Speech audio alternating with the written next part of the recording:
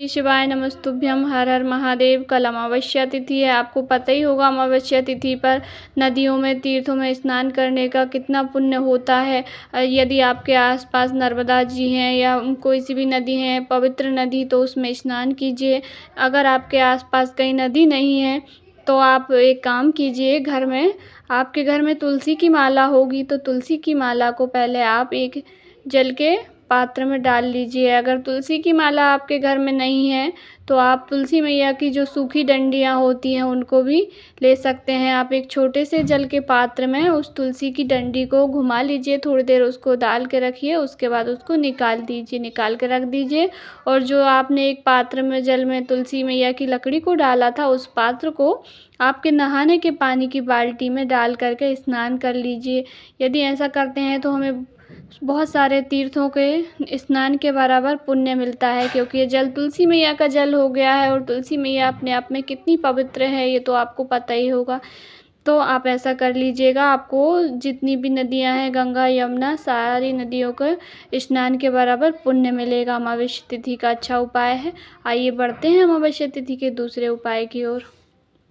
कुछ उपाय जिन्हें आप अमावस्या के दिन करें। तो पहला उपाय है, हमको शिवलिंग में 7 स्थान पर बिंदी लगानी है। इस उपाय के क्या लाभ हैं? यदि आपके घर में कोई अधोगति में चला गया है या फिर कोई पितृदोष है, किसी पंडित जी ने आपसे कहा है कि आपके घर में पितृदोष है। पितृदोष का कैसे पता चलता है कि पितृदोष है? आपके कार्य बनते बनते बिगड़ने लगते हैं, कोई कार्य हो ही नहीं रहा है, अटकलें आ जाती हैं, आपको अच्छा कार्य होते होते और अच्छा होते होते बुरा होने लगता है, कार्य में अड़चनें आने लगती है, तो इसका कारण होता है पितृदोष। तो इसके लिए अमावस्या तिथि का एक बहुत ही आसान उपाय है, आपको 7 बिंदी लगानी है चंदन की। पीला चंदन घोल के कटोरी में ले लीजिए, उसको थोड़ा सा पानी से गीला कर लीजिए, और लिक्विड है तो फिर कोई बात ही नहीं। फिर सबसे पहले आपको पहली बिंदी आपको शिवलिंग में जो गणेश जी का स्थान होता है वहाँ पर एक बिंदी लगाइए चंदन की। दूसरी स्वामी कार्तिकेय का स्थान है, वहाँ पर एक बिंदी लगाइए। तीसरा माता अशोक सुंदरी के स्थान पर एक चंदन की बिंदी लगाइए। चौथी बिंदी आपको माता पार्वती के हस्त कमल पर लगानी है। और 5वीं बिंदी आपको लगानी है जहाँ पे ऊपर जलाधारी बंदी रहती है, जहाँ पे शिव जी की 5 पुत्रियाँ होती हैं, जया, विषहारा, साम्रावती, धोतली और देव, वहाँ पर लगाइए। छठी बिंदी आपको लगानी है नंदी महाराज के सिंह के ऊपर। और 7वीं बिंदी आपको फिर महादेव जी की शिवलिंग पर लगानी है। और यदि शिवलिंग में जलाधारी ऊपर नहीं बंधी है तो आप उस बिंदी को भी 5वें नंबर की जो बिंदी है जलाधारी वाली, उसको भी भोलेनाथ की शिवलिंग पर 5 पुत्रियों का नाम लेकर के लगा दीजिए। बस इतना ही करना है आपको। अमावस्या तिथि के दिन रोज़ नहीं करना है, बस महीने में जो एक अमावस्या आती है उस दिन यह करना प्रारंभ कर दीजिए। आपके जो भी पितृदोष है, कोई अधोगति में चला गया है या आपके कार्य बनते बनते बिगड़ जाते हैं, तो आप करके देखिएगा, आपके सारे कार्य सफल होने लगेंगे, सारे मनोरथ सिद्ध होने लगेंगे। पूज्य गुरुदेव जी की कथा का बहुत ही अच्छा उपाय है यह। गुरु जी ने एकांतेश्वर महादेव की जो भिलाई में कथा चल रही थी उसमें चौथे दिन यह उपाय बताया था।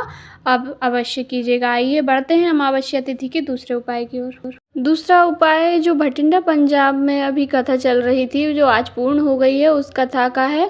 गुरुदेव जी ने कहा है कि यदि आपका कोई बच्चा है ऐसा जिसकी लार टपकती रहती है और उसका माइंड विकास नहीं कर रहा है, बुद्धि विकास नहीं कर रही है, हमेशा रोता रहता है, चिड़चिड़ापन रहता है उसमें, तो और कहीं पे भी गंदगी कर देता है बिस्तर पे या हर कहीं, उस ऐसे बच्चों के लिए गुरुदेव जी ने एक बहुत ही अच्छा उपाय बताया था कि जब गाय अपने बछड़े को दूध पिलाती है तब उसके मुंह से जो फैन निकलता है, जो सफ़ेद कलर का जो झाग निकलता है, उसको आप किसी चम्मच में ले लीजिए और चम्मच में लेकर उस बच्चे को आप खिला दीजिए।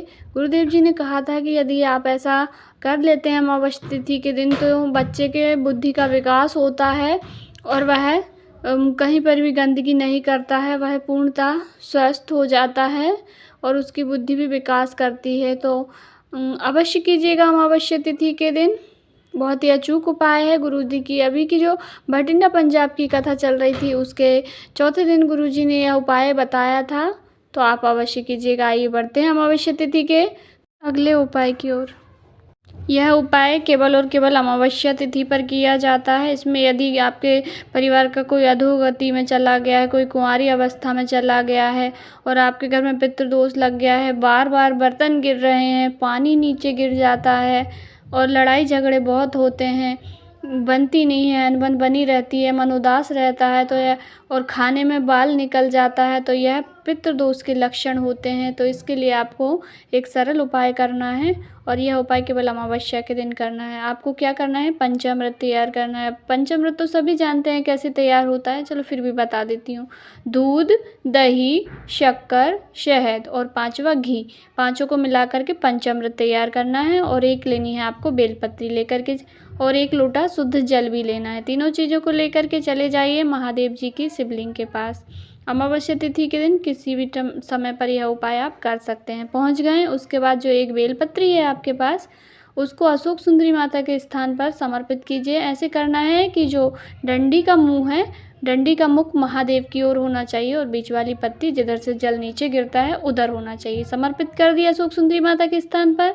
अब जो पंचामृत है थोड़ा सा वहाँ पर समर्पित कर दीजिए श्री शिवाय नमस्तुभ्यं बोलते हुए। बेलपत्री के ऊपर समर्पित करना है आधा और आधा बचा करके और भोलेनाथ की शिवलिंग पर समर्पित कर दीजिए पंचामृत को। और उसके बाद भोलेनाथ की शिवलिंग पर आप 1 लोटा शुद्ध जल समर्पित कर दीजिए श्री शिवाय नमस्तुभ्यं ओम नमः शिवाय बोलते हुए। उसके बाद बाबा से प्रार्थना कीजिए और आपकी जो भी कामना है वह कहिए। यह मनोकामना पूर्ति का उपाय भी है, करके देखिएगा। यदि आपके घर में पितृदोष हैं तो वह दूर होंगे, वास्तु दोष दूर होंगे और यदि कोई दोष नहीं है तो आपको धन संबंधित कोई उपाय में भी यह उपाय किया जाता है, क्योंकि पंचामृत भोलेनाथ की शिवलिंग पर समर्पित करने से परिवार जुड़ा रहता है, एक लगाव रहता है। तो अमावस्या तिथि के दिन यह उपाय अवश्य कीजिएगा। वीडियो से रिलेटेड मन में कोई डाउट है तो आप कमेंट करके पूछें और कमेंट बॉक्स में श्री शिवाय नमस्तुभ्यं ओम नमः शिवाय अवश्य टाइप करें। भोलेनाथ आपकी सारी मनोकामनाएं पूर्ण करें। श्री शिवाय नमस्तुभ्यं। वीडियो थोड़ा सा भी उपयोगी लगा हो तो लाइक ज़रूर करें।